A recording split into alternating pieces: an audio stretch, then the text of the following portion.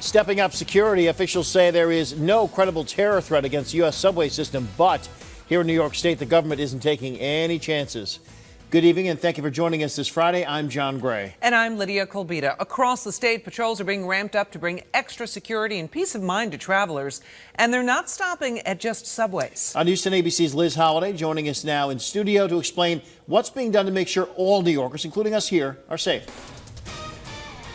Yeah, it's not just subways in New York amping up security. Even Amtrak trains in Rensselaer staying on high alert to keep the more than 1,000 daily passengers traveling to the city safe. And despite officials saying New Yorkers are safe, I went to an expert on organizational terror networks to find out more on what we're dealing with. You're far more likely in most cases to be hit by a meteorite and killed than to be involved in a terrorist act. Carl Rethenmeier has dedicated his life to studying terrorist organizations. A professor and researcher in public policy, he says the ISIS threat on New York and Paris subways aren't so uncommon. This is a time of year when there's always going to be threat given the UN, given the Jewish high holidays. But he says, while not uncommon, the alleged plot as told to the press by the Iraqi prime minister seems unvetted and unlikely.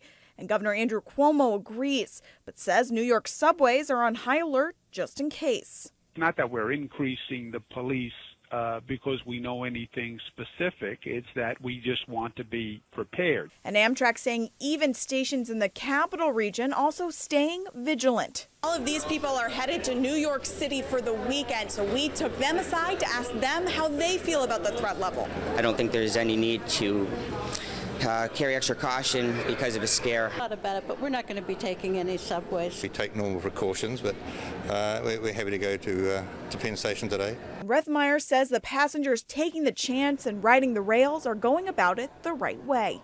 What we don't want to do is to actually change our behavior because that is an instance where terrorism pays off.